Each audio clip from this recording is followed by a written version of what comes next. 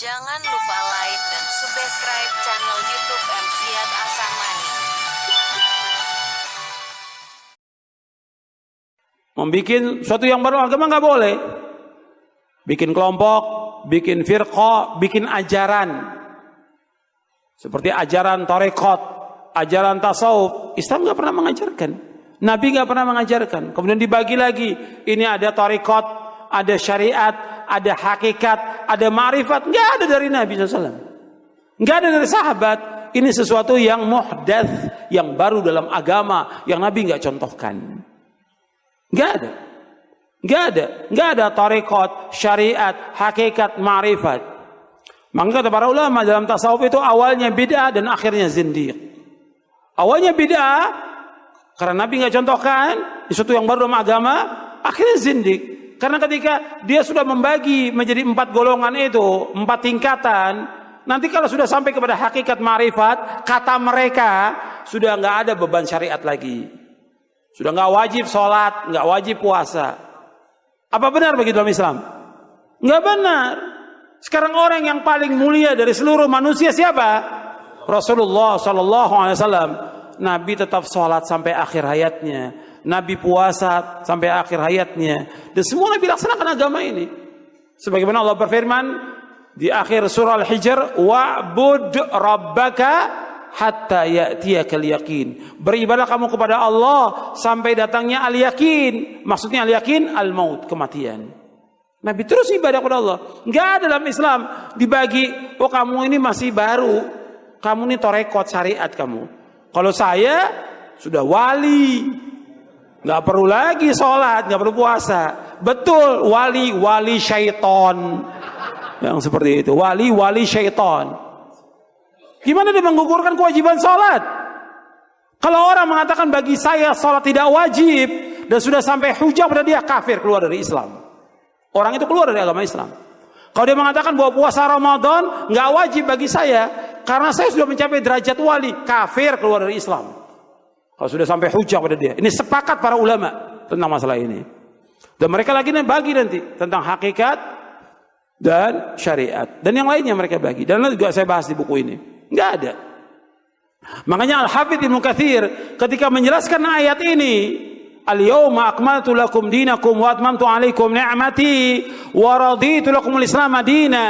Kata Al-Hafidz Ibnu Katsir yang ringkasnya, tidak ada agama kecuali agama yang dibawa oleh Nabi Muhammad SAW. Tidak ada tarekat kecuali tarekat yang dibawa oleh Nabi Muhammad SAW. Tidak ada syariat kecuali syariat yang dibawa oleh Nabi Muhammad SAW. Anda bisa lihat dalam tafsir Ibnu Katsir tentang ayat ini. Al-yawma akmaltu lakum dinakum wa atmamtu alaikum ni'mati wa raditu lakumul Islam madina. Enggak boleh orang bikin sesuatu yang baru dalam agama ini.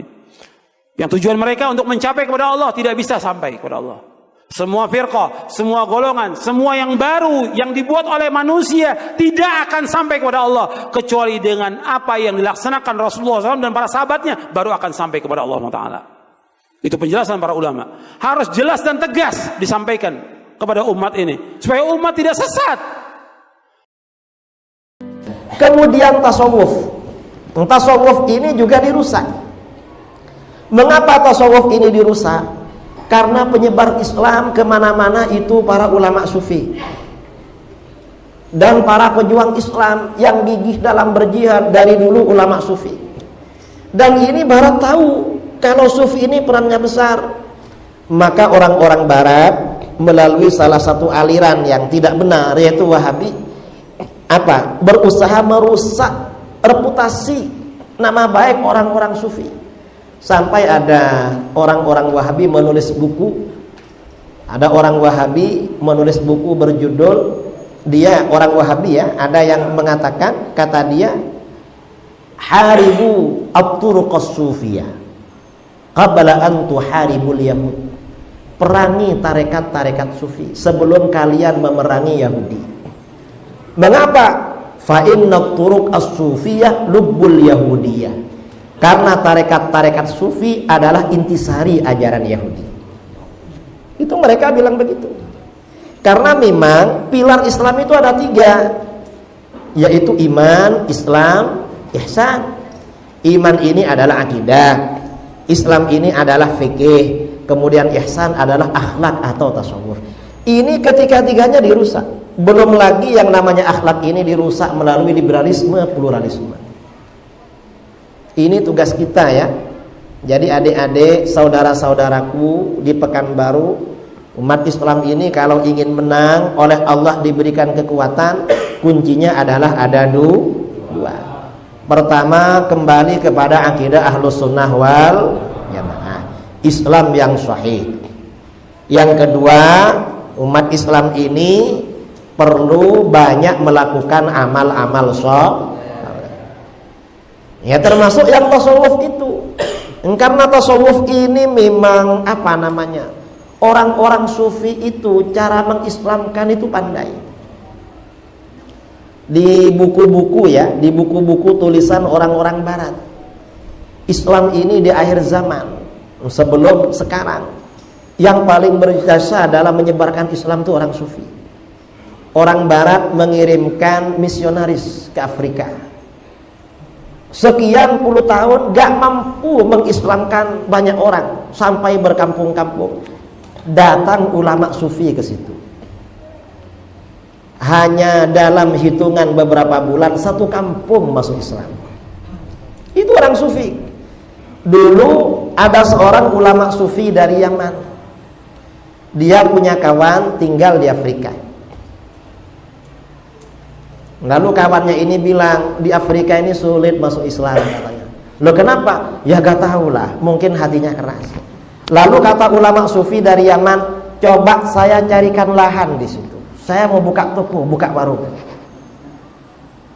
Mencari lahan, beliau ini beli tanah, lalu buka warung. Apa yang dilakukan di warung itu?